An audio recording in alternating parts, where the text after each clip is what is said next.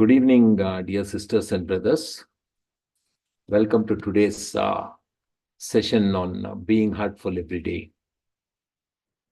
We are on day 169 and week 25. The quality for the week is stillness. This Being Heartful Everyday program is part of BHED Babuji Maharaj's 125th birth anniversary celebrations. So we are doing it for a whole year. So today's session, I'll be the facilitator. My name is Prasanna Krishna. Welcome again. Namaste. Before we start the session, a very gentle reminder that please think of one or two people in your friends and family circle and forward them the masterclass videos by Rabbi Daji so that they can watch this and start Heartfulness. Also, this program Being Heartful Every Day is having more and more people join and benefit from it. So I request all of you to see if there are other practitioners of heartfulness who have not yet registered to the program and get them on board. So let's formally start the program. We will begin with the inspirational reading part. Meditation, the art of arriving at stillness. Okay, so this is an article by Daji, which is available on Sajmar Literature online, featured articles. Daji starts with saying, by quoting Albert Einstein, "He who can no longer pause to wonder and stand wrapped in awe is as good as dead. His eyes are closed." That's Albert Einstein saying that. Over the last few days, some new knowledge has been revealed on the subject of consciousness. The above quote of Einstein resonates with some of the ideas that I want to share in this article. Imagine a beautiful flower blooming in the garden. If you run by it, you will not be able to appreciate its beauty. Whereas, if you're walking by, you will enjoy it more. And if you're standing in front of it, its beauty, then you can really appreciate it. If you're flying, then you cannot see the flower on the land. So when we are moving rapidly, we miss out on many things. The mind is faster than the physical movement. When the mind is moving rapidly from one object to another object, from one subject to another subject, one venture to another venture, what you miss is the blooming of the flower that is inside you. I'll repeat the sentence again. It is such a wonderful statement. The mind is faster than the physical movement. When the mind is moving rapidly from one object to another object, from one subject to another subject, from one venture to another venture, what you miss is the blooming of the flower that is inside you. You're not merely missing out on the details, you completely miss out on the existence of the flower itself. You are totally absent. Now, what is that flower? It's your Atman, your soul. Is it possible to move at lightning speed and still be in the present in each moment? This is the area we'll explore in this article. This is the diagram where you can see the soul is at the center and the consciousness spreads outside it with the four components of consciousness: Chitta, Buddhi, Manas, and Ahankar. And of course, the physical body goes outside it. The senses, the consciousness expand to that also. So this is a lovely diagram. The Atman is in the center of our being, around which we have the four main subtle bodies: Chit, Ahankar, Buddhi, and Manas. And then the physical body, which is the outermost layer. Think of a wheel. The very center of the wheel is almost steady, without movement. Whereas the circumference of the wheel experiences maximum movement. Similarly, the center of the tornado, the eye, is in utter stillness. If you want to protect yourself, position yourself in the center of the tornado and keep moving along with it, and then nothing will affect you. What is a center around which the vortex of life exists? It is the Atman. God has given us the five senses for a purpose, and we should not misuse them. We are busy with our enjoyments at the physical level. We have eyes so that we can look around and protect ourselves. We can see things better, and that is the main purpose. But when we use these eyes for something else, we manipulate the senses. If we remain focused on steadiness of the soul, we stay centered. However, a vacillating mind creates disturbance, and then we are unable to focus on the center. In the book Truth Eternal, Lalaji Sahib says, Atman is made out of At and Man. At means to move, and Man means to think and contemplate. Brahman is derived from Bruha and Man. Bruha means to grow or expand, and Man means to think. So that which moves and thinks is Atman, and that which grows and thinks is Brahman. Between Atman and Brahman, what is common is thinking and contemplation. Atman can only move, whereas Brahman has the possibility of expansion. Now, what is the difference between movement and expansion? Now that the difference between movement and what is the difference between movement and expansion? Movement is unidirectional or one directional, whereas expansion is a 360-degree or multidimensional. I think let's stop here and pause to introspect on what we have read. I think Daji is throwing a very important thought on what is consciousness, how we can be static and stationary in a tornado sort of a situation. I think it's definitely worth seeing and introspecting. If I seek your permission to again read that paragraph, which Daji has explained so much. This is the paragraph. The Atman is the center of a being, around which we have the four main subtle bodies: Chit, Ahankar, Buddhi, and Manas. And then the physical body, which is the outermost layer. Think of the wheel. Think of a wheel.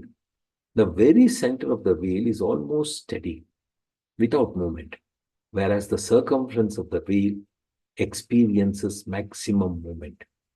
Similarly, the center of the tornado, the eye, is in utter stillness. If you want to protect yourself, position yourself in the center of the tornado and keep moving along with it, and nothing will affect you. I think these are very, very thought-provoking, deep sentences. Let's introspect on it before we go to a prayer at 9 p.m.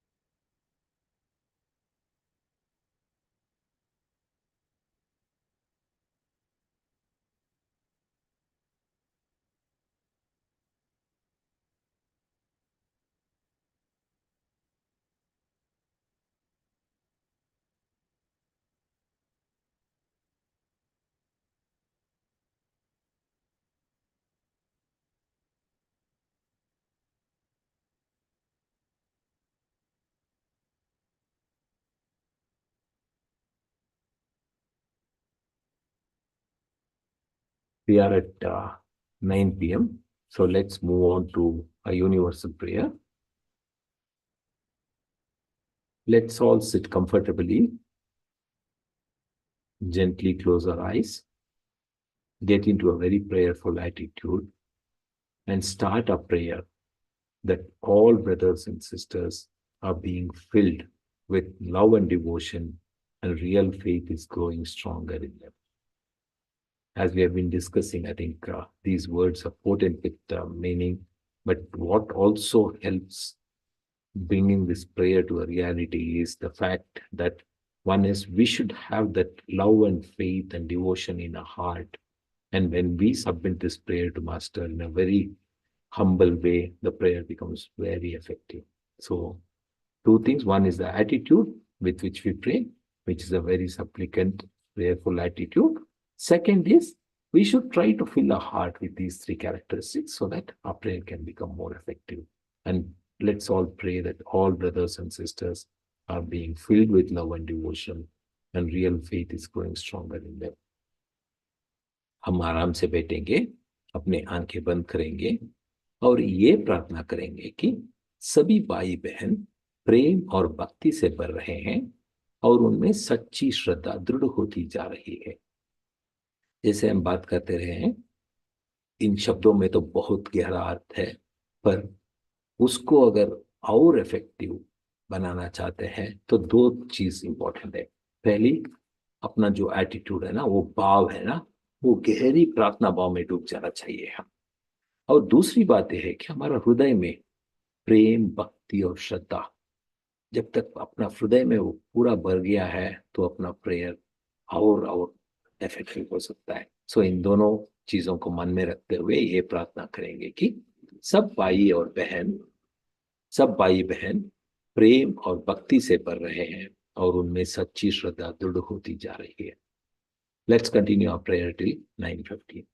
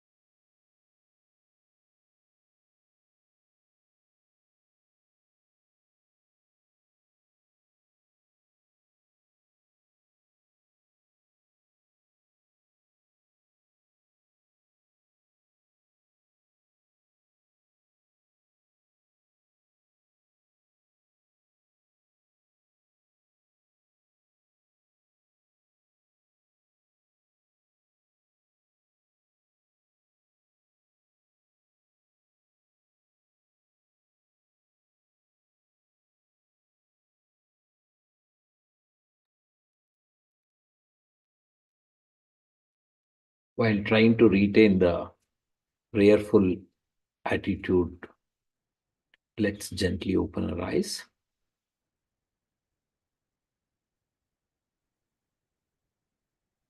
We have come to the end of today's program.